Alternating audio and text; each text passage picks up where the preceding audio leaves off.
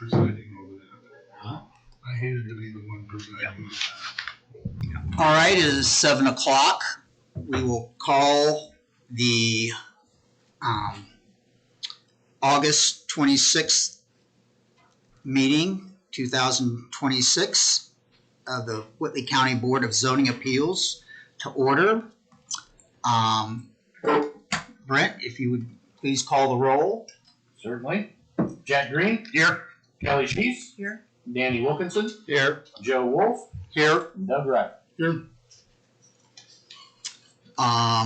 Next, we will have consideration of the previous meetings from July 22nd of 2025. Has everybody had a chance to read it?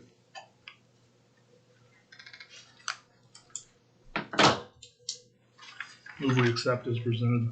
Second. Doug has made a motion. Kelly has seconded to accept the minutes of the previous meeting. All those in favor, please raise your right hand. All those opposed, passes unanimously.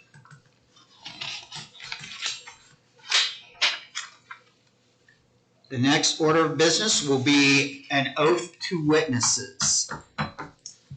If you are planning to speak with your petitioner, or you have questions, or you wish to speak for or against a project, please stand and our legal counsel, Liz Deckard, will administer the oath to you. Please stand and raise your right hands. Do you swear or affirm that any statements you make before the board tonight will be the truth? If so, state I do. I do. You can be seated. Thank you. We have one piece of old business on the agenda, but before we go any farther with that, just an overview of how we will run the meeting tonight. We will read your petition, and that staff will give their staff report. Then the petitioner or representative of will come to the podium. Please state your name and your address, since all this goes into the minutes, and tell us what you want to do with your petition. And then the public hearing will open for anybody to speak for or against, or who has questions of the petitioner. And then after the public hearing closes, it will come back to the board for a decision. So, all right. On to old business, 25W Variance 17 is Spring Green LLC, 1115 South Williams Drive, currently zoned industrial park manufacturing. Property area is 3.31 plus or minus acres. The petitioner, tenant of the subject property is requesting a development standard variance, required parking surface on the property located at 1115 South Williams Drive. Staff, go ahead with your staff report. Thank you, Mr. Chairman. So going to the staff report slides. As you said, this is located at 1115 South Williams Drive, zoned IPM Industrial Park Manufacturing, just over 3 acres in size. This was continued from last month in order to allow the petitioner to attend tonight to address a couple questions that came up. What is being proposed is to install a gravel parking / storage lot, which would surround a storage building which is under construction right now, to be used for equipment, parking, and storage. The code states that parking areas are to be paved, as we discussed last month. We have a standing interpretation that storage areas may be gravel, but this is a combination gravel parking and storage area. We also talked about the surrounding land uses, how many of them are legal non-conforming, or one or two actually have variances as well. for their gravel areas. So gravel is a prevalent parking surface throughout the area. Highlighted in blue on the aerial view here is the subject property, the proposed site plan, the building under construction is the large rectangle on the right-hand side. The yellow hatched area is the proposed area to be gravel. Again, it is a combination of standard vehicle parking as well as longer-term storage of equipment and vehicles. The site plan overlaid on top of the aerial for reference. And again, in this view, virtually every property has some level of gravel or broken up pavement within eyeshot here. So ADJOURN in the bottom right corner would be an example of a storage lot as opposed being gravel as opposed to being a parking lot. But the PDQ lot over here to the west is definitely a parking lot that's gravel. It is of an age that I know that that would be legal non-conforming. Review criteria, I won't go into great detail on this since we discussed many of these points last month, but it basically comes down to further refinement of the interpretation by the board. Is this storage lot? Is it parking? How do we apply it? And then what are the effects on the surrounding area? And then finally, I do have a suggested condition, which I carry over from last month, that the gravel area would be paved with a compliant hard surface within 5 years of the date of approval, unless otherwise modified by the board. That was based upon and in alignment with another parking surface variance that we had last month for the church up on 33. They had committed to 5 years, so I was trying to make both. But again, that is dependent upon your interpretation as to whether this is appropriate as gravel permanently or whether it just needs to have some leeway to allow for time to get it paved. So that's a quick overview, but any questions for me? Seeing none, thank you, Nathan. So would the petitioner or representative of the petitioner please come forth and name and address and state what you want to do with your petition, please. Ryan Meineke, 4471 North Airport Road, Columbia City, Indiana, 4665. Just like he described, we just like to keep that all stone out there, obviously to save on the expense. I know that you had referenced a lot of the equipment storage. We're not planning on any storage out there. It's just going to be the employees parking their cars out there and being able to pull in and out. That's the purpose for that building, was to be able to park everything inside. So beyond that, that's about it. Have you read staff's recommendation for their, that if we go ahead and approve it, it would be paved in 5 years? Yeah, I don't really want to do that. Obviously, everybody else throughout there has it permanently that way. Currently, what I have is gravel, and that's permanent as well. So I guess what would be the benefit of paving in 5 years or ever? Well, what I have seen here within the past year and a half on some of the things that we have done variances on, and that is of the changing hands of lots, or the person who has owned the lot may have passed and now it's up for sale, and some of those variances will have to be relooked at for whoever buys that property. Mm-hmm. And that also it conforms with the code as of now. All the other businesses out there, I would say, predate the code. So since they're long-standing businesses out there. Okay, so half of what I have currently can stay stone forever. But what we're talking about now is just the new part around the new building, which would potentially need to be done in 5 years, is what you're saying. And there again, if you're using it for storage, that's fine, but you may be also Nathan, if this would be one of the things that we could talk about, would be maybe where the employee parking is, just paving it and then keeping the rest of it stone. Yeah. One other option that we have examined before would be to pave the access aisles.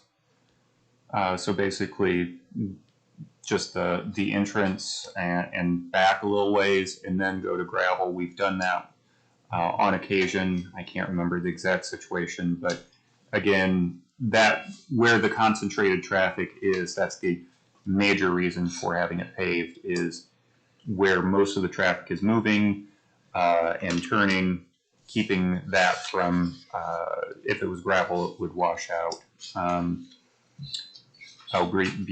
Brent's making a mention too. You also have the option to have it conditioned upon a time and say in 5 years, just double check and see what happens. If it's holding up well and being well maintained, you could opt to continue it at that point. That could also be another option, which we have done before. I do like that option. Yeah. It's very nicely done right now. I know we haven't had a deluge of rain, so it's hard to tell. But it looks very nice. It's hard to tell it's gravel right now. We're, if it counts for anything, I mean, we're redoing everything around it, which would help for any runoff at all with, have to replace all the turf that we had there before. So, I mean, I think that's definitely better than the alternative.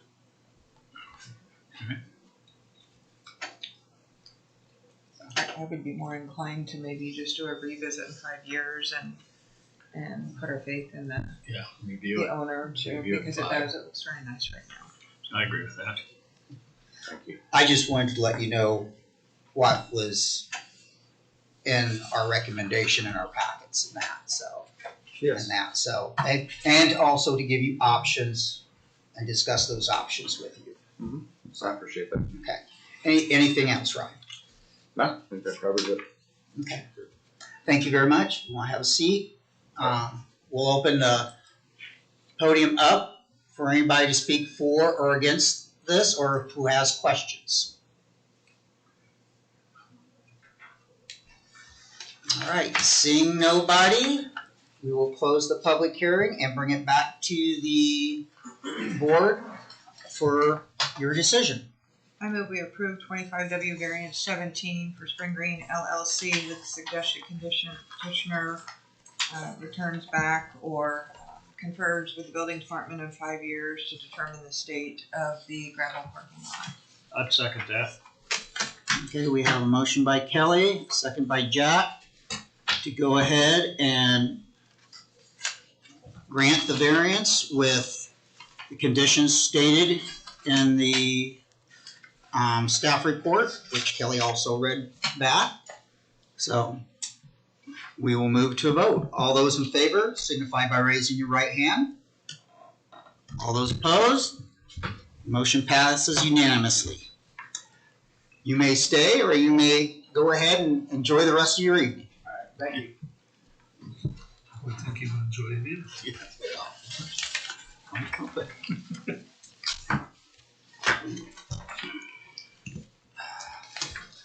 All right, we will move on to our next piece of business, which is new business. And 25W variance 19, Matthew Bunyan, a variance for front setback at 2520 East South Avenue. I will let you go ahead and read the staff report and that, so I don't have to bring it up on my computer. Okay, thank you, Mr. Chairman. So going to these slides.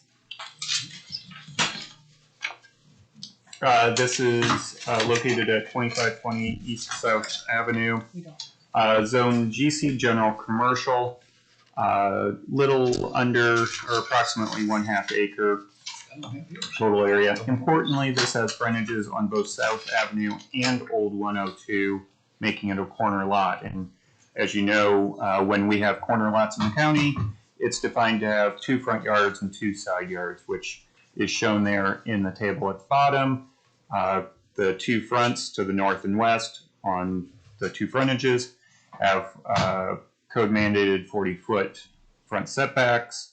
The variance tonight is dealing with the north setback, which is proposed at 25 feet, being a variance of not 10 feet. I'm not sure where 10 feet came from, but it would be 15 feet.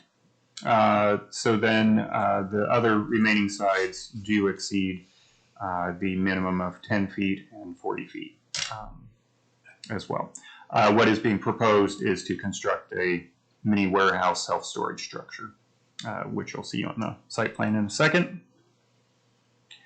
So highlighted in blue is the septic property. This is Old 102, snaking up and around. Portside Pizza's down here.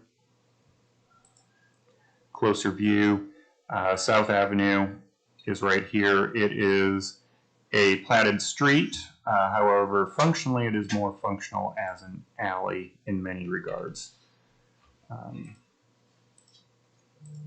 This is the proposed site plan.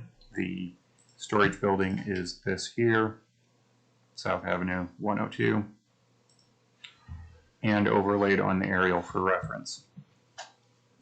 Going into the criteria, which do I have? I don't know that I have that written in the staff report, but anyway, I'll wing that. Generally speaking, because of South Avenue being not exactly a full street, it doesn't seem like reducing the setback along that particular side would have great impact on public safety. Doesn't seem to infect public health or morals, and of course general welfare could be impacted if we don't have practical difficulty. Use and value of the area adjacent. This actually seems to be a good way of balancing what is proposed with the overall use and value. Doesn't impede the traffic on South Avenue as it's designed. If it was shifted southward to try and make it more compliant with the front setback, it winds up potentially becoming less room for maneuvering vehicles on the south side of the building, which actually could wind up impacting the property to the south somewhat, all of which may or may not be particularly substantial overall. The value of the area, again, may be affected by the construction of anything on this property, because currently there's not, it's undeveloped. But specific to the variance itself, it doesn't seem like the value would be substantially affected by the variance itself. Strict application of the terms of the code creating practical difficulty. It does seem to be that because of the long skinny shape with the application of the 2 front yards on each frontage, there is a difficulty being created. There could be ways to make it compliant, as I said, but it seems to be that if you make it more compliant in one way, it could actually have more detrimental effects in other ways. So it does seem to be kind of a balance overall. Any questions for me at this point?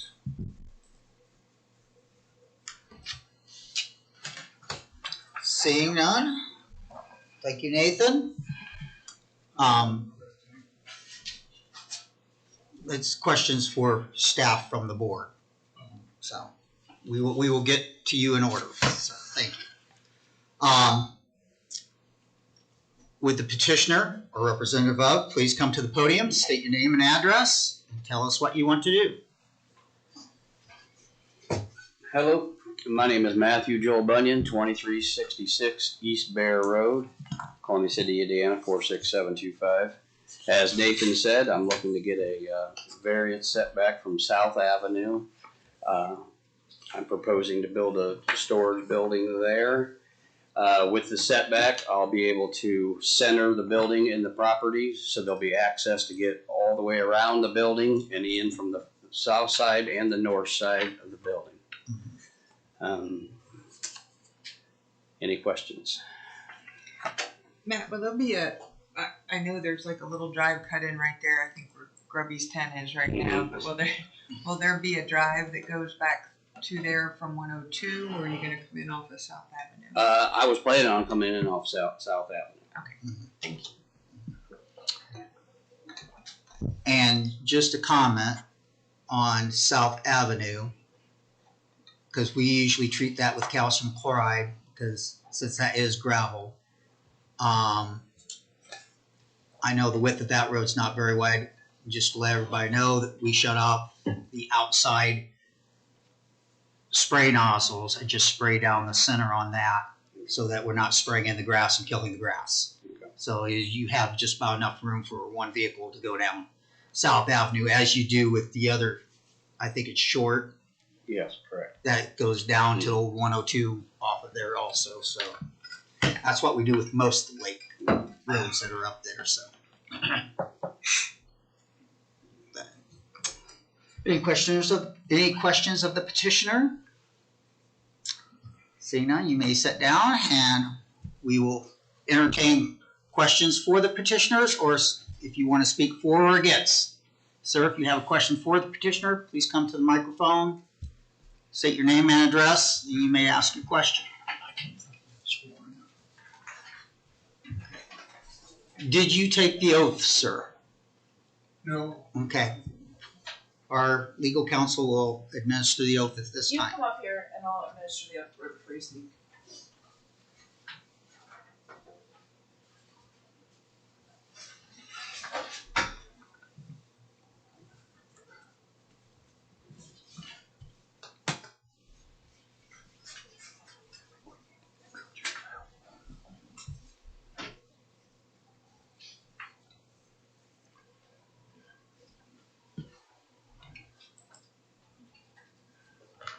Sorry, I've never attended one of these, so didn't know what was going on. That's okay.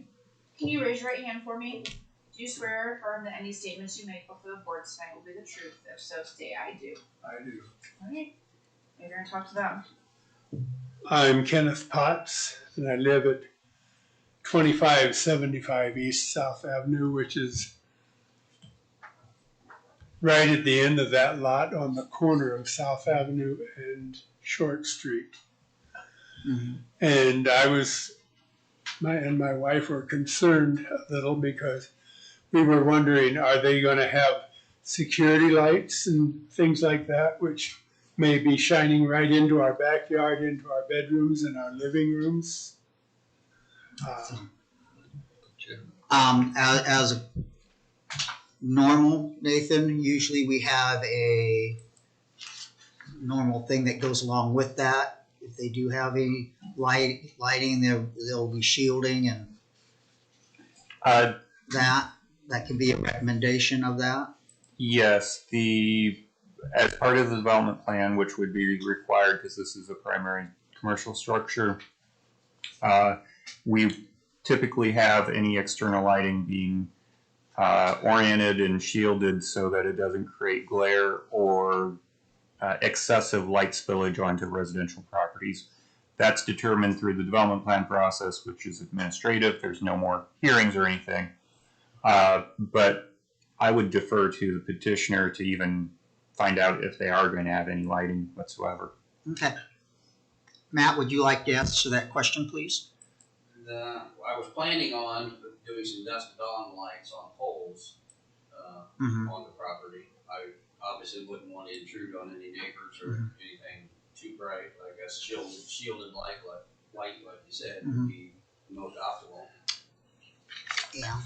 I know we have another petition in here that has it in it, and if you give me a moment, I will find it and I will read that to you, how that is stated. All exterior lighting is to be directed to the interior of the property. Any lighting on the property shall be oriented and or shielded to prevent light spillage in excess of 0.5 foot candle and glare on adjacent residence areas and public right-of-ways, is how that is normally stated in all those recommendations that we have for that. So Do we have that in this one? Not this one, because this is a variance. The other one is a special exception where we are going into some details. The variance, it wouldn't be included in that because of the. Does that answer your question, sir? For the time being, we'll see what happens. Thank you. You're welcome. Do I have any other questions?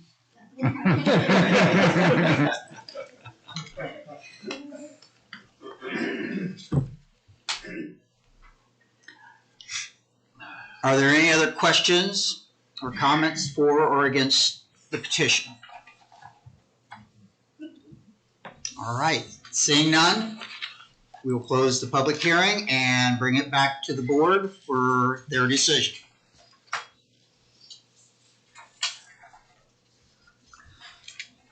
I'll make a favorable motion for 25W variance 19, yes. Yes, 25W variance 19. I think there should be the standard suggested conditions with lighting, whatever that standard is at this point. Okay. The way it's normally stated. Yes, it is, dude. I'll second that. All right.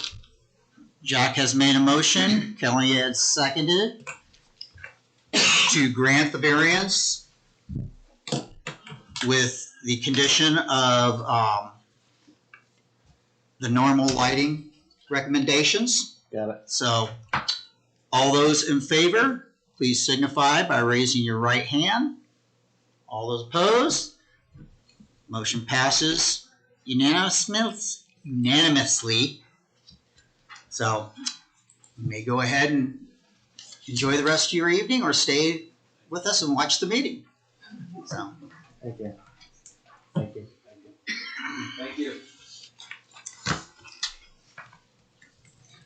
All right, moving on to the next piece of business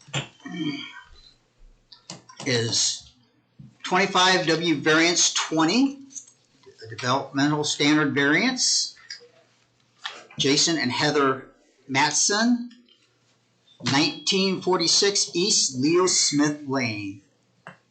It is currently zoned Lake Residential. The petitioner, owners of the property, are requesting a development standard variance required for the required rear and side setbacks for construction of an attached garage and covered deck. The property is located at 1946 East Leo Smith Lane in Section 11 of Thorn Creek Township and is comprised of lots 8 of Weiss addition to Shriner Lake. The property is currently improved with a dwelling. Staff, your report, please. Thank you, Mr. Chairman. As you said, this is 1946 East Leo Smith Lane. We're looking at about a 10,000 square foot lot. Note that the property actually has had a variance granted prior to this, back when the current house was built in 1975. At that time, the variance was for a 15-foot roadside setback and I believe 5-foot side yards, both of which now are what the code calls out. So that variance is for historic reference, but is a moot point now. What is being proposed is to construct an 18-foot by 24-foot garage addition, which results in a 4.5-foot rear setback, roadside setback, as well as add a 6-foot by 11.75-foot covered deck, adding a cover over the existing deck, which results in a 3-foot side setback. The deck by itself, because it is related to a stairway, is exempt from the zoning code. Stairways are generally exempt. However, by adding the cover to it, it becomes effectively a porch, and porches are not exempt from setbacks. So that's why we have both components tonight. The code application minimum rear setback would be 15 feet, minimum side setback is 5. And so we're looking at variances for those two components. Highlighted in blue is the subject property. Leo Smith Lane is here. Little closer view, which is also rotated to try and fit more of the street frontage in. Oblique view. I include this so that you could see the existing situation with the stairway and deck there on the east side of the house, basically where that green pin is in the photo. The survey with the proposed garage addition laid on it, the deck was identified as the need for the variance for the deck was identified after this was prepared. So that's on the next slide here, the site plan or the building plan. So your building addition is here, the garage addition, and the deck cover is here. That overlaid on top of the aerial, and then I've added red outlines to give you a sense as to where those would be as well, since the site plan is not quite so legible. Going to the review criteria on this, staff does have a bit of a concern being 4.5 feet from the edge of the right-of-way is a bit closer than we normally see, even for lake areas. However, it's not terribly unusual. The fact that Leo Smith Lane is a very low trafficked road helps mitigate that. I do have some concern if there's maybe construction traffic or something like that trying to get down to the end of the lane. But again, these are infrequent activities. In terms of the side setback, again, we don't typically like to go below that 5 foot because of fire concerns. However, in this case, the property to the east already has a very large setback, which balances that out. So even though this would reduce down below 5, that additional space that the neighbor has helps to mitigate that, as well as the fact that this isn't actually for a building itself, it is for essentially a porch. And so building code still will require some fire rating for that porch roof as well. So some concerns there for public safety and health, but probably going to be mitigated. Morals, not an issue. Again, general welfare, always something to keep in mind. Use and value, I already mentioned a couple effects on use. Value doesn't seem to be likely to be impacted other than perhaps the visual impact of this garage being closer to the road than everyone else, but because of the variation of all the buildings through the area, it may not be totally noticeable. You are placing cars within the garage, that's the whole point, so you would actually be reducing the visual clutter that cars bring being parked on the driveway. So again, kind of balancing those out.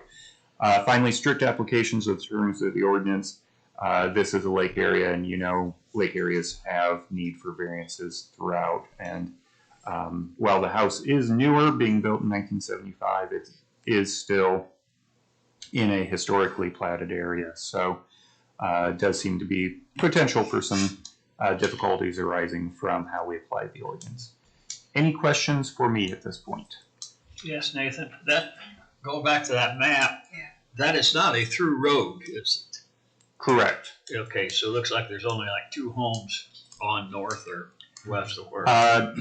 The petitioner could correct me if I'm wrong, but I believe, yes, you're right. It would be the one immediately to the northwest, and then I believe this is the last one on Leo Smith.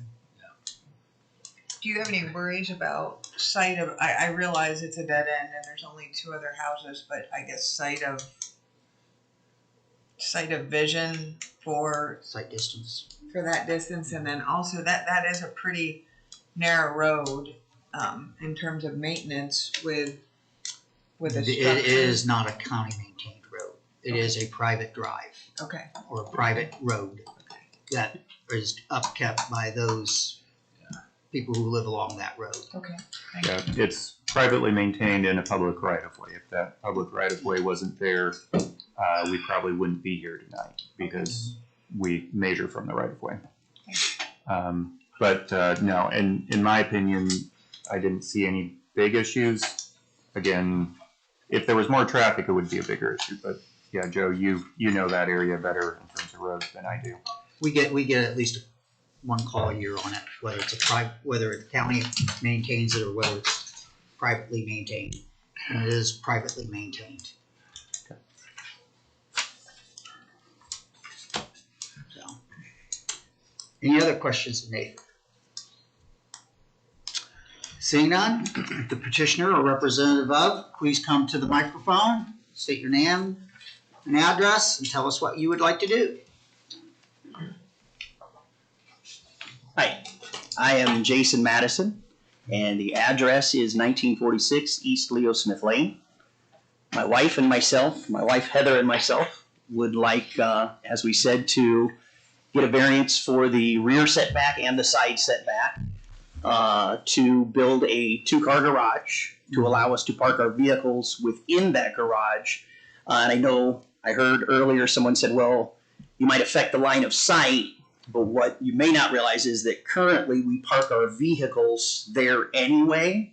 So it's actually going to clean up some of the clutter that you are currently seeing by enclosing that into an enclosed garage. And the side setback, the reason that we went with the side setback is because we're not going to bring you into the house through the garage. So the garage is going to have a service door to the east side. And that side setback, what we're doing is we're creating a covered porch to allow you access and egress to and from the garage in a covered manner so that you stay dry for the most part when accessing the garage and leaving the garage to get into the house. So that would be the reason for that. I think that falls under the happy wife, happy life moniker that, you know, we're in our 50s now, and to stay dry is a pleasant thing when accessing your vehicles. So I do also want to make mention that we've done a lot of legwork on this and a lot of research into this. When we bought the property, it was a second house for us. It was a lake house, and we fell in love with the property. My wife grew up on Shriner Lake, and to move back to Shriner Lake, we fell in love with this property. We sold off our main residence. This is now our main residence. And we were told when we bought this, there's no way you're ever going to be able to build a garage on this. So I wanted to make sure when we decided that's what we wanted to do, that we took the proper steps. So we have reached out to MC Wheeler and Sons because we are going to be within 10 feet of the well, and we obtained their blessing. And we also went through a commissioners meeting where the commissioners granted us their blessing for the well distance from the building. We have reached out to REMC and gotten their blessing because they have a right-of-way, I believe, or an easement. They have an easement. And so Steve Elkins came out, measured everything, and gave us his blessing as well. Let's see, what else? We have reached out and gotten a plot plan done. I reached out to an architect and had an architect come up with drawings for a garage, which typically on a garage you wouldn't do. Mm-hmm. But I'm at the lake, and I knew this was going to be a process, so I wanted to make sure we took the proper steps to communicate to all of our neighbors that we're not going to do this ourselves. Even though I am a journeyman carpenter, I'm going to hire someone to come in and do this. It's going to get done in a timely fashion, clean, neat, organized, professional. And at the end of the day, it's just going to allow us to have a garage like most folks have to park their vehicles in, store a few tools, and commute back and forth. I think that's all I've got, other than I do know that I have spoken with the neighbor at the end lot all the way to the west. That is Scott and Janelle Schmidt. Mm-hmm. They are thrilled that we're planning to build a garage. Mm-hmm. My wife spoke with the neighbor closest to us to the west, Chris Haynes, and she's given her blessing. Adam Berger, I have spoken to. He gave his blessing. His statement was, keep it on your property, and I got no issues with that. So long as we weren't infringing upon his property, he was okay. I believe my wife spoke to the doctor that lives next to him, and he gave his blessing and actually said if we needed them to come and attend the meeting to give us a positive note that they would have been willing to attend. And the only other neighbor on that lane is, doggone it, I coached them, help me out. Oh, the Schnorrs. The Schnorrs live on that lane. And he said, thank God somebody's finally going to build a garage at that property. So I just wanted to let you know we've spoken to the neighbors. I don't think we have any issues with our neighbors on that. And we're hoping you guys will grant that for us. Okay, thank you very much. Any other questions of the petitioner? No, seeing none, we go ahead and have a seat. Anybody who would wish to speak for or against or has questions with this petition, please come to the podium. Seeing none, we will close the public hearing and bring it back to the board. Board, what is your pleasure?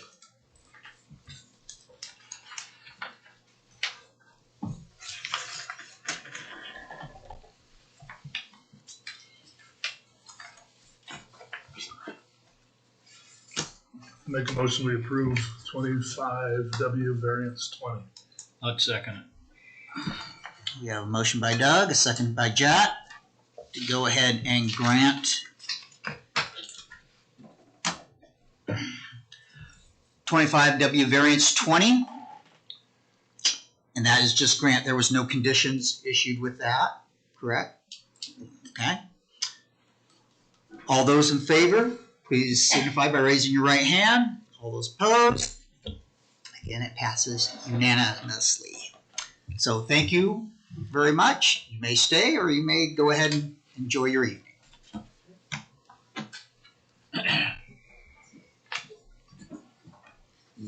All right. Moving on to our next piece of business here.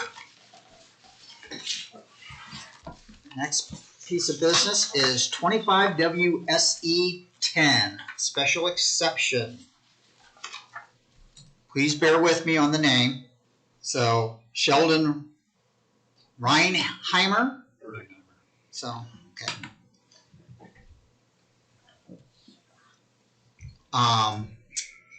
The petitioner, current purchaser of the property, is requesting a special exception reapproval for an RV sales and service and storage use on the property location at the northwest corner of Lincolnway East and 350 East in Section 17 of Union Township. The property is currently used for RV storage and is currently zoned VC Village Commercial. Staff? Thank you, Mr. Chairman. So, this is located at the northwest corner of Lincolnway and 350 East in Union Township, Zone BC Village Commercial. Just as a note, this is one of those instances where the original zoning was B1 under the previous zoning code, and when they did the conversions, B1 became Village Commercial in 2006. So the original intent of this, of the B1 district in 2002 when it was rezoned, was to actually do multifamily in this corner.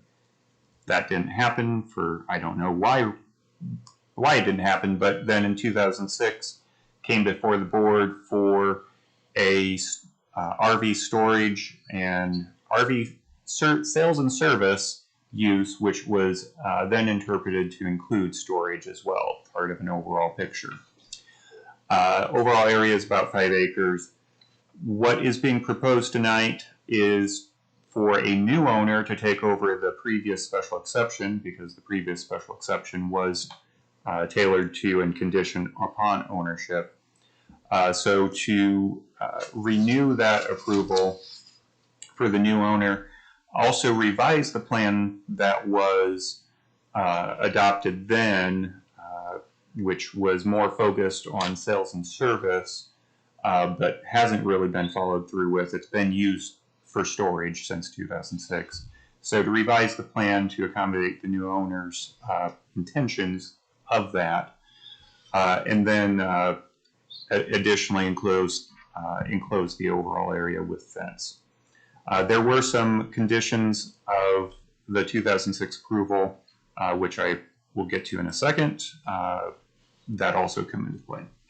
So highlighted in blue is the subject property, US 30 running across here, Lincolnway across above that, our two RV dealerships here in the triangle, and then Bart's Car Store at the east end, and then importantly Lincoln Point subdivision to immediately adjacent to the north and northwest of this site.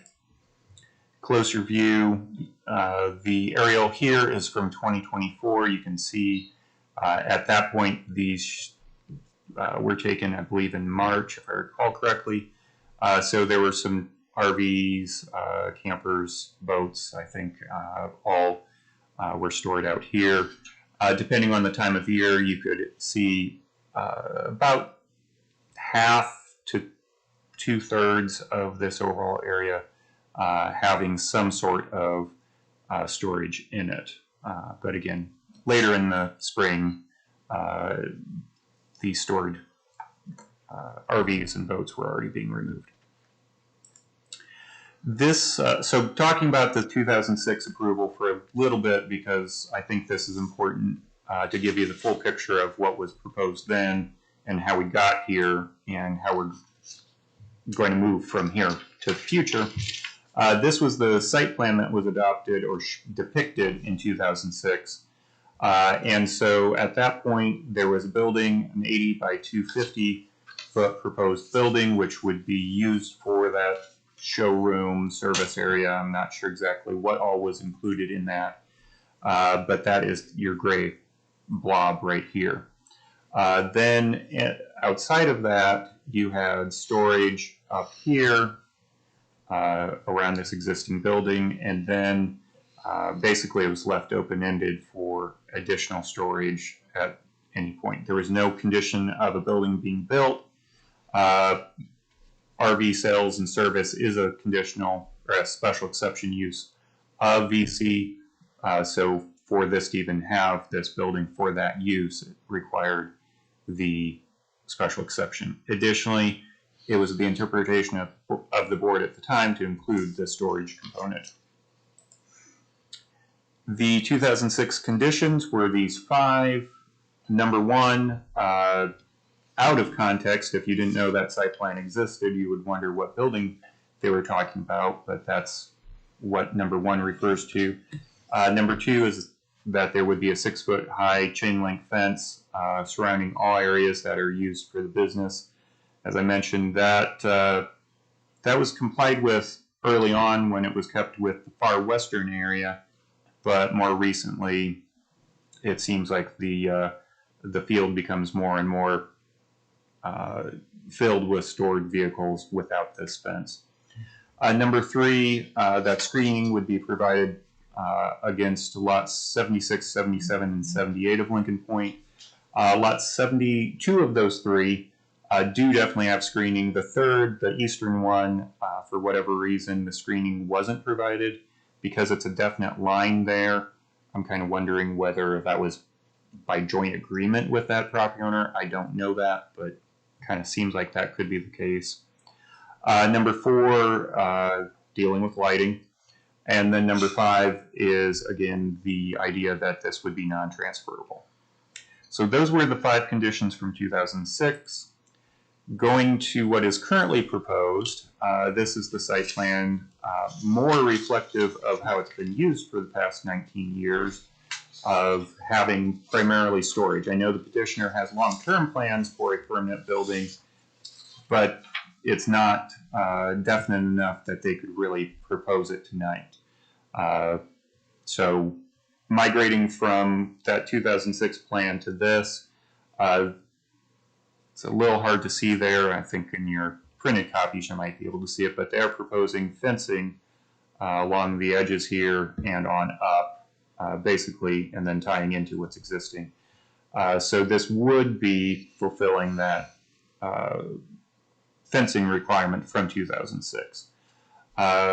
Again, storage is not really called out as something, but based upon how it was interpreted 19 years ago, it seems like we could continue to honor that interpretation. and go forward with this if you feel like this is appropriate. Site plan overlaid over the aerial. As I mentioned, the screening is for these two lots. This third lot was called out. I forget whether that's 78 or 76, but there is no screening here, and it's very clear it ends right at that property line. But you can see the reuse of the existing driveway over here on the west, and that would be the primary access to the property. As compared to the 2006 plan, which would be really, as proposed, more of a traditional strip center, would be how I would describe it, aside from the use for RV sales. So going to the suggested conditions, these are, some of them are pretty standard, some of them aren't. So number one, a special exception is granted as presented in for the site plan. The 2006 plan, I would suggest, if you wish, to still carry forward. If they wish to utilize that site plan as it's drawn, I don't see any real issue with it. It's already been approved. But I don't know that it fits all their needs. So if it doesn't, then they would still need to come back to you. And of course, we have talked about before, refinements due to development plan review would be acceptable changes. Number two is that this would be, again, limited to the petitioner and non-transferable. Number three is that a 6-foot high chain link fence must surround all areas of the property being used for the business. I do have a note there suggesting slatting in the chain link fence in certain areas. However, I leave that open-ended for your discussion in terms of appropriateness, maybe only along the areas where it abuts residential properties, maybe along the rights of way, maybe not at all. But again, bring that up for your discussion.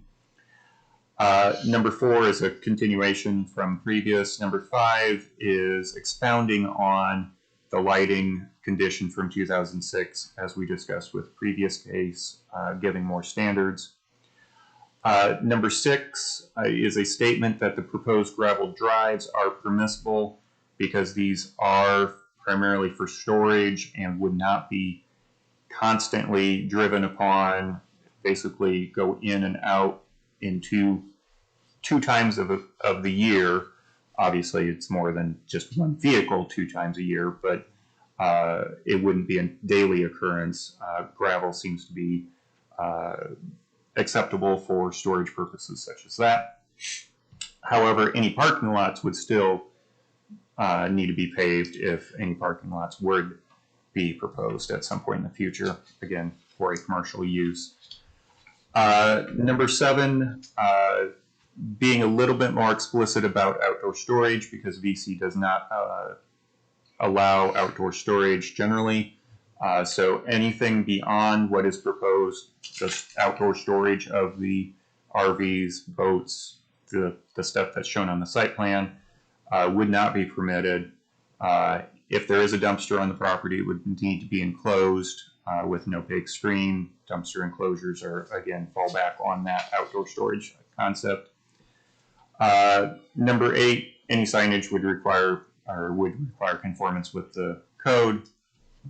Goes without saying, but we like to say it anyway. And then number nine, again, a suggestion that the board may want to entertain some sort of hours of operation just to make sure that we don't have people dropping equipment off at 2 a.m. or something, particularly because we have that proximity to the residences in Lincoln Point. If it weren't for that, I wouldn't feel quite so strongly that hours of operation were critical, but I do suggest that that warrants some discussion. There might be other conditions, of course, that you find are necessary, but this is just my list and refinement of those 2006 conditions.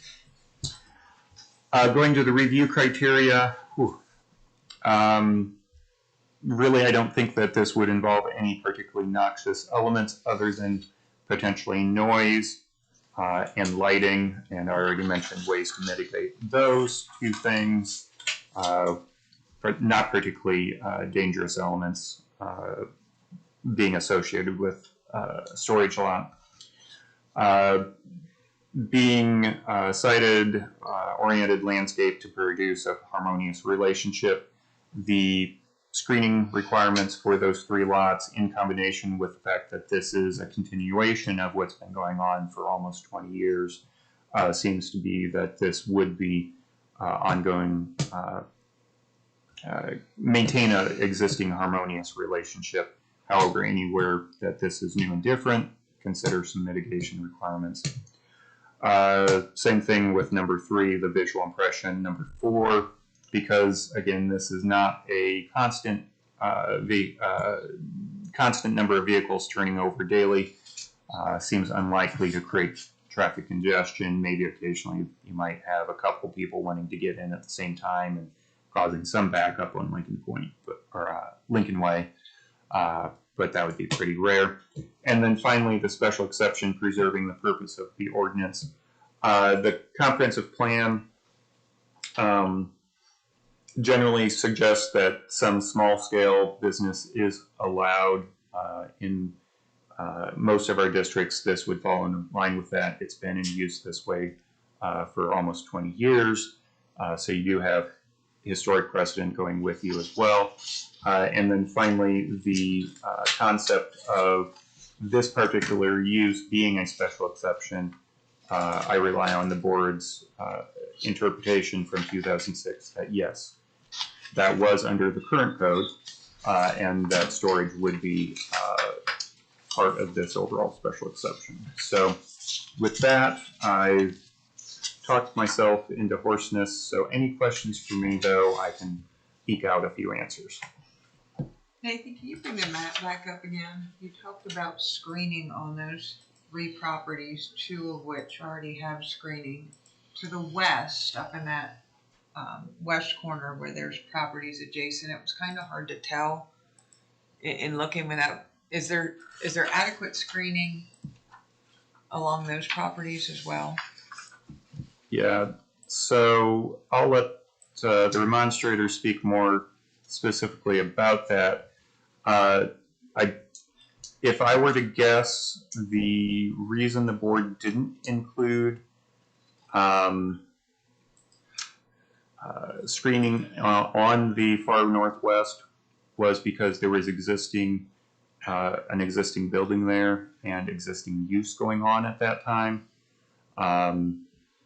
So that's why it wasn't really looked at, whereas the north and northeast, those were wide open. But you can see on the aerial that there are some trees existing along the one lot, but the other lot doesn't. And the effectiveness of that, again, the neighbors can speak to. And then the other neighbor to the south has its own tree line as well. And then my other question, that's Village Commercial across the street from Lincolnway. What is that zone? Is that Village Commercial as well? That is Zone GC General Commercial. So why is this not zoned? Why is the suggestion not made for them to put a rezoning request in from Village Commercial to General Commercial? That would be an option, because we would, I would have to go back and look at the zoning code to say whether, even with a rezoning, they'd have, thank you, you can look at it, see if RV sales and storage would be a permitted use or a special exception use under GC. So. I need my readers. You got pen I do, Kelly. Would you like to? I'll find it. I did find it before. Now I gotta figure out where it's at. That's permitted. Yeah, it Okay. should. It is. So, being a permitted use, then yes, a rezoning action would be sufficient. However, in doing that, you remove the ability to have this review that we're here tonight.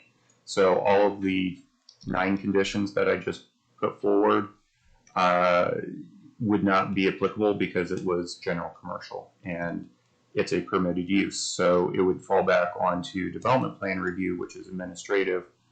And while things like lighting could be looked at pretty easily, things like hours of operation, if that's important, could not be.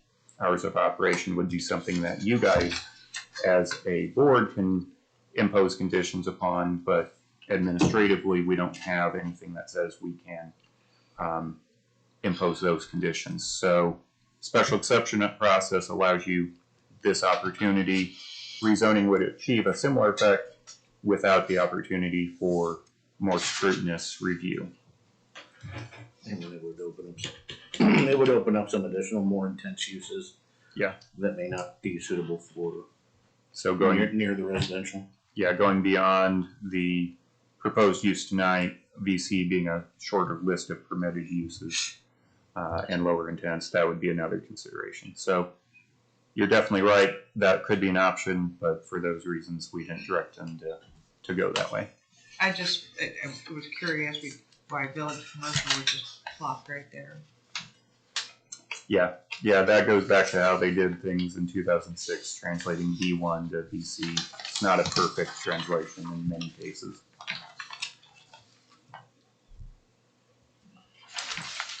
Any other questions of Nathan?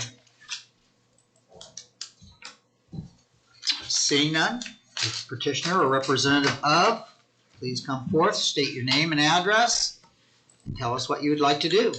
Okay, my name is Sheldon Rheinheimer, 17968 Madden Road, Churubusco. And you did an outstanding job explaining everything. In fact, you've given me more information that I didn't even know about. So thanks for helping out. So a little bit of background. Our principal activity, my principal activity, is we're a manufacturer. We have a small specialty trade manufacturing location in Topeka, Indiana. Our expertise is a lot of disaster relief type product. So we build restaurant trailers, bunkhouses, office trailers, and they're used for hurricanes and the fires in California and in Florida when something happens. And so we only have so much space up there for storage. We build something that starts to build up our yard. We're looking for an extra storage yard, basically. Clients have been asking us for years, can you help me find a storage location? They will build large fleets. They may own hundreds of trailers, and we don't want to take them all to Florida if the next hurricane's in Texas. We like to have a more centralized location closer to manufacturing so that when a disaster happens, we can move them. So that's the thought. That was the main reason we had looked at this property, because it had been used for trailer storage. At the time it was advertised, it said fenced in location. Well, we come to find out it's barely fenced in, partially fenced in. With an existing structure, we plan on tearing down. It really has no useful purpose. If you look at it, it's a hazard more than anything else. So our intent, again, it's not a money maker for us. Mm-hmm. It's a way to help our clients. We'd like to continue through with a special exemption because at some point we may want to put up a storage building there. We're not in the retail business. We're not a retail RV location. We're a manufacturer. And so the principal activity is the storage, having there. Again, it's a cost for us. It's not a big return on investment. Your dollars we get for storage is minimal. But what it does for us is it gets it out of our yard. It gives us a place to put them, get a centralized location. It may help more business because now we can offer them some storage locally, fairly local. This location is good for us because I live in Churubusco. Manufacturing's in Topeka, but it's 15 minutes from where I live. So we can manage it, watch it, maintain it, take care of it, mow the grass, cut the weeds, do those type of things, which it needs. So that's the idea. A couple questions I have really is, there is existing fence, as you mentioned, and what would be the west side. There is an existing fence there, and there are trees that were planted there, or bushes, I should say. So I assume that the concern is, should there be a non-see-through fence. There is on the north side, and I think it comes all the way across there on the north side. And maybe I'm confused on the lots you're talking about. The main concern as far as lots were, I think the west, and then just to the north of that west line. We've had the property staked. The good news is the existing fence along that side is in about 4 feet from where the stakes are at. So there's room to actually do something with maybe bushes or something like that to kind of separate that. The other thing we've done is lighting is a concern, obviously. Noise and lighting is always a concern. We're so close to a residential neighborhood.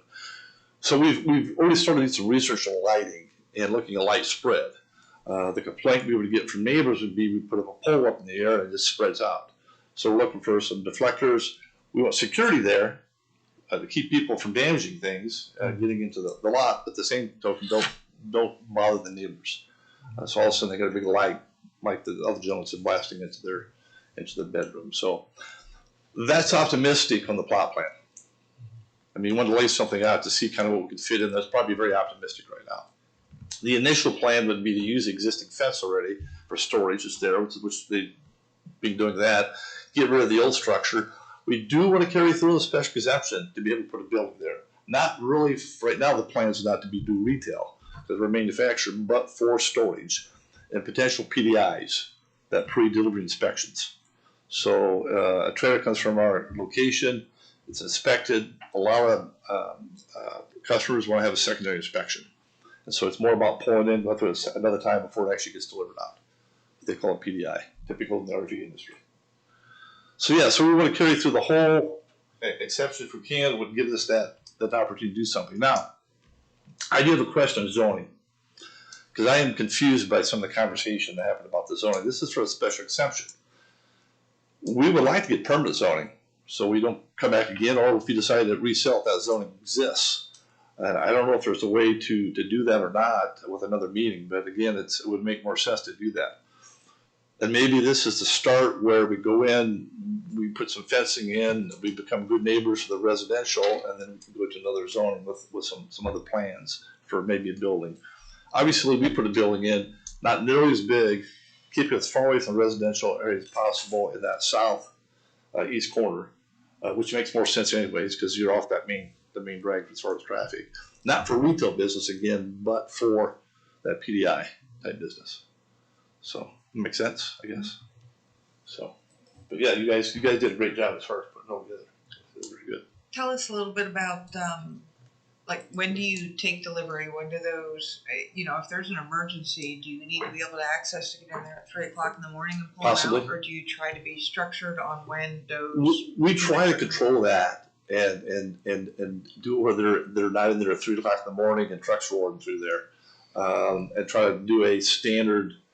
I think the standard is 7 to 6, something like that. It's your business time. Our lease is structured that way. We've already started to put some of this together right away, but there may be a time where there will be emergency and they're trying to grab trailers and take them to wherever that flood may be at or wherever that hurricane may be at, and they may want to do it some at night. I can't guarantee that won't ever happen, but we'll try to limit that. The drivers can only drive so much. It's not like they're all going to show up because they all have now slept long enough to get in there and all pick up at 3 o'clock in the morning. They just can't. Usually they're sleeping at night, driving during the day. So there are some limitations on what they can do as far as coming into the evening. Our pickup at the factory, we have limits. We pick up from 8 to 1 o'clock, and that's it. Don't show up after 1 o'clock because our production's gone by then. If there's a problem, we can't fix it. So we do put limitations on drivers moving things. So I have a question, and I'm pretty sure I already know the answer to it, but it's just a clarification. As you say, this is storage, and these units, none of these units would be considered oversized lows. They're basically an RV type style. Yeah, standard size is a little bit larger. Standard size for an RV, these are typically average about 30 feet. Okay. Typical RV tends to be, most of them are smaller than that, but at 30 we have smaller. Sometimes a bit bigger, but most of them fall in that range. We do a lot of shower trailers too. They're all like 30 or 32 feet long. Okay. Bunkhouses are in that 30 to 34. So they're a little bit longer, but they're mostly bumper pulls. So but there's no graphics. Usually just our logos are there. So they don't even look like RVs. They look So what you see you're for those looking feeder at traders. something more like Whitley Manufacturing in South Whitley would build. Yeah, Whitley builds mobile homes, I think. I'm not sure they do anything. Everything we build is towable. It's 8.5 feet wide. Okay. So it's all like I know RV. some of theirs are wider, but Yeah. they get into some specialized Do they? Yeah, I'm things not with super familiar with classrooms and them. that. Yeah, so Okay. there you go. Can I ask a question again? Real quick. Yeah, I think so. The zoning, going back to what we do as far as zoning, would we be able to reapproach this board then? This is just special exception to maybe get our permanent zoning there for this, or? I think that would be a better question for Nathan. So my suggestion would be what you were suggesting, assuming that the board and you come to agreement and it gets approved tonight. Establish yourself and really establish what this looks like, and then come back later for rezoning through the plan commission. It wouldn't be through these guys again, it would be through the whole plan commission. And there may be, at that point, it would be unlikely that there would be, since you've been established, it'd be unlikely that there'd be further questions and stuff, so. The only other comment I have is that if we need to do anything as far as barriers for the residential neighborhood, fencing and everything, if it's specifically told what needs to be done, we're perfectly fine with that. Mm-hmm. It makes sense. Like I said, the chain link fence to the west, that house backyard comes right up to that area right there where this trailer's at. So I would see why we want to put a barrier across there. Have no problem with that at all. Just something that's agreed upon, that's acceptable to the board and to the neighbors. So. Well, I think, like the fence, knowing that there's some existing and there's some not existing. So, because I've mowed out there along 350 East before, and I know there's a pretty good ditch there and a pretty good bank in there. Yeah, to the north, in that corner there, it drops down hard right in that area there. And so there's water flow that goes toward Lincolnway, and that, if I'm correct. But I would say any fencing would be for the security of your storage and to keep people out of those trailers and that. Right. So, and the only other thing I would have would be that last existing lot. Like Nathan said, it may be in something that the previous owner and that resident had agreed upon. I'd approach whoever's there and see if it's not the same person that owns that property. Touch base with them and see maybe if they want some, what we call it is buffering. So it is a visual buffer.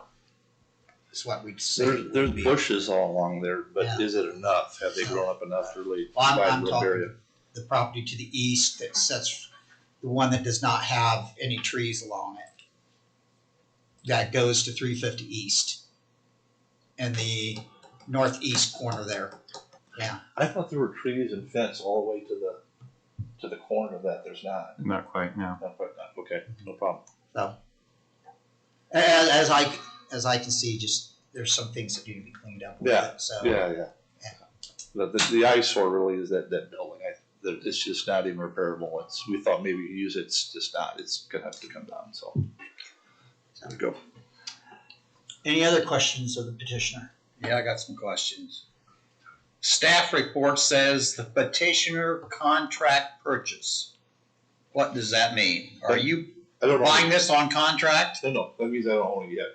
It's on a contract for somebody. You're on your contract to buy it outright. Exactly. Okay. Yeah. So we've Okay. offered, they've accepted. We don't own the property yet. And the Okay. condition is, can we use it for our intended purpose? For us to own that, which is trailer storage. So Who will own the existing vehicles that's on the property? The mobile homes and stuff? Do you own them or the current owner getting rid of them? They're getting rid of anything that's of poor condition. They're gonna have to remove it.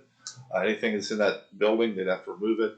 The existing, my understanding is the trailers are there owned by Thrill RV across the street. There's some RVs at storage right there right now. And so, and I think he has a new location that's coming That's up there. fine, that's fine. I just want to know. Yeah, no problem. Yeah, that's coming off there. That's part of our condition is that, yeah. If anybody wants to buy a good used mobile home, it's probably pretty cheap. Do you know anything about who owns the fencing or the screening behind these homes? Because I see some of it's got wood screening or wood fencing, but then it also goes down the property line the other way. The survey stakes are on our side of the property, so that's on their side. I don't know who owns that. So that's not your fencing. That's No. not your wood fencing. No. So there's no fencing there then on the north side. No, the stakes are, I think, Okay. is towards the inside the property. So I have no more questions. All right, if there's no more questions, go ahead and have a seat. If anybody has questions of the petitioner or would like to speak for or against, please come to the podium, state your name and address. My name is Paul Spurgeon at 3365 East Lincolnway. I am west of the property right there, the 2.5 acres, a little over 2.9. The biggest concern I have, but I don't care about the trailers or anything. They've been there I've been here for 37 years, so I'm not worried about the trailers. Biggest thing I'm worried about is where his drive is going into, right behind my barn, and I have tree buffer there, but I have probably about 40 feet of no tree buffer. And where he has that drive coming in, it goes right to my house. The lighting, everything there. If he can convert that back to the more of the south, so it hits my barn, I'm okay.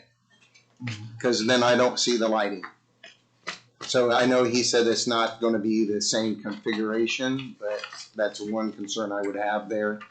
If he does put the fencing in there, because I have no buffering right there at this time.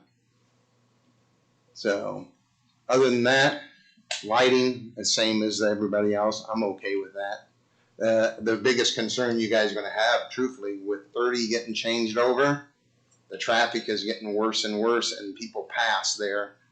So you have to look at that too. Because it's the first place And we're up the top of the hill. I'm at the top of the hill.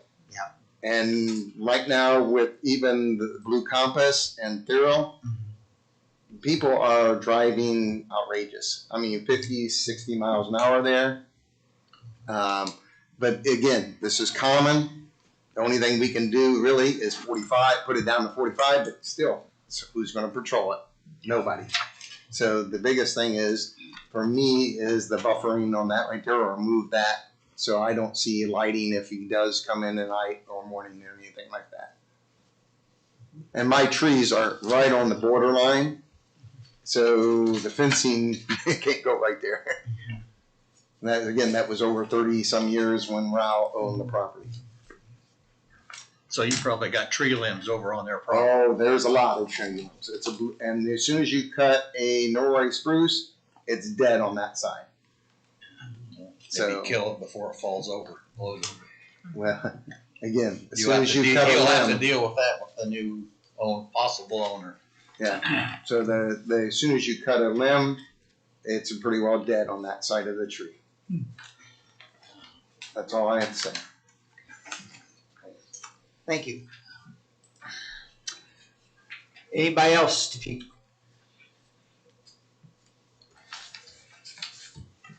I'm Portia Clem, 3342 Early Court, just west of the lot there.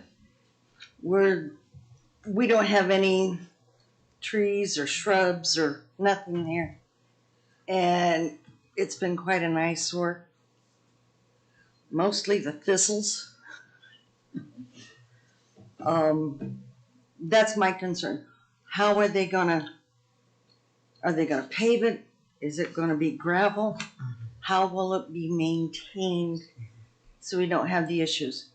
Because the thistles are encroaching into our yard I went to trustee. Trustee sent me to county. County sent me to state, and nobody could give me any help in getting those taken care of because they're encroaching into our yard. So, 2, 3 o'clock in the morning, it wouldn't be an issue with that lighting because our bedroom is right on that side. But he seems like will take care of that. I guess that's it.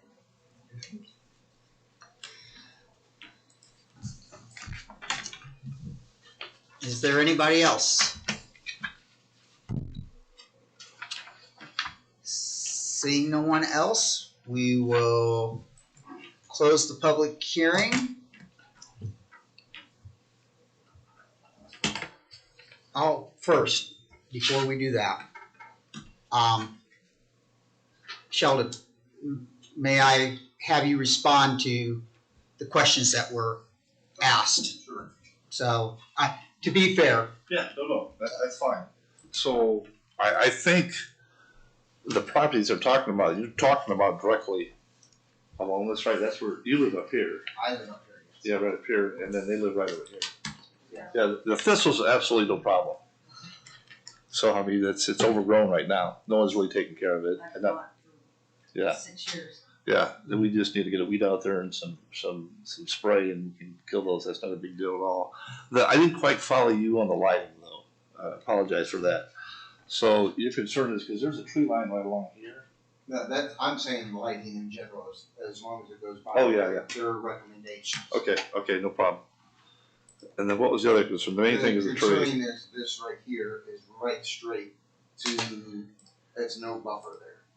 There's no buffer where you drive. It's my buffer, my trees, that's all open right there. If you can move it to the south where my barn is, then I don't notice you guys at all. I don't care. There's an open section right there where there's a little bit of concrete piled up right there. Yes, that's more south of where your unit is. Yeah.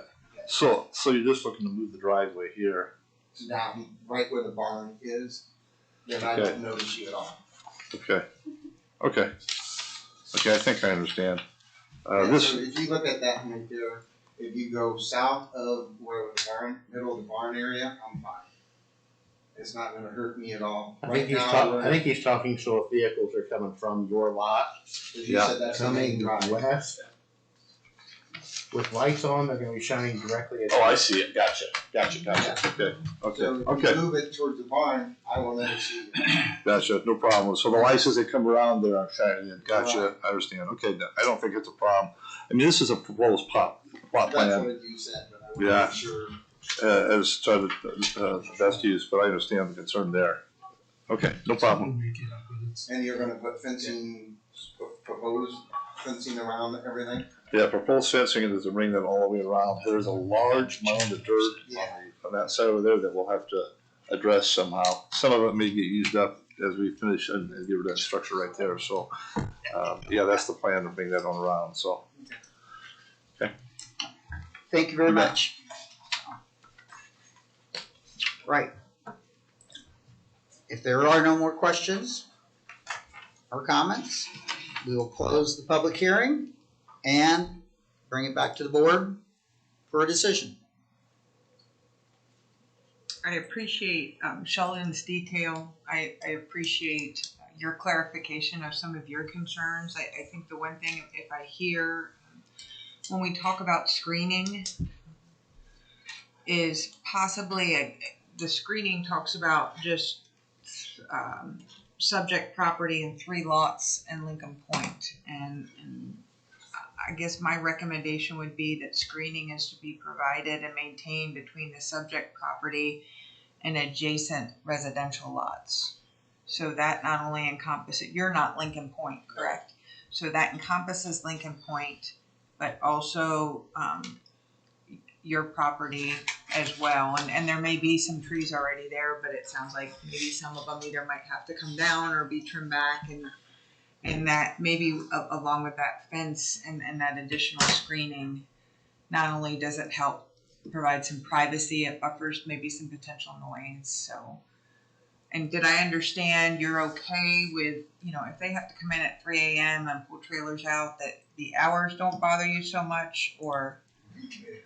It would, because our bedroom Is right there. right on the east side, and especially if there's any lights, I can sleep through tornadoes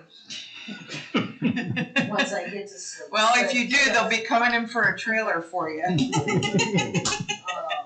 Yeah, the lights, you know, if there's vehicle lights swinging around, because there have been people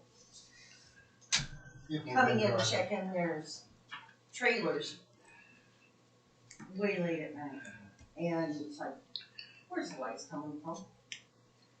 Camper storage lot. My biggest concern, since I'm a gardener, is the thistles. I get you. Yeah. It's awful. If we can talk after the meeting, I have some suggestions for you. 24D and don't ask any questions.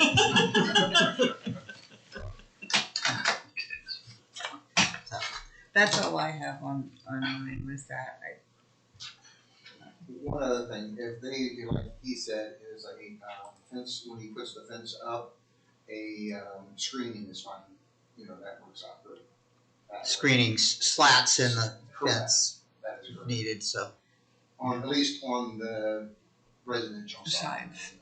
I agree with that, because the neighbors right next to us, Diane King, they put up trees, and there's an awful brush row between the fence and those trees or shrubs.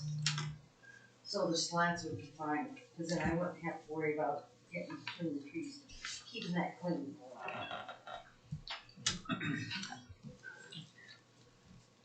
All right, it's up to the board for a decision and whether you would like to add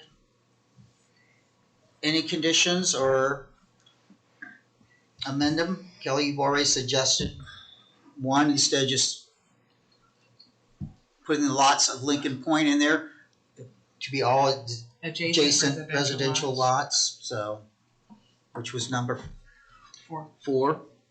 So strike lots 76, 78 Between of Lincoln subject Point property and adjacent residential lots. insert adjacent residential lots. So we still need a motion though.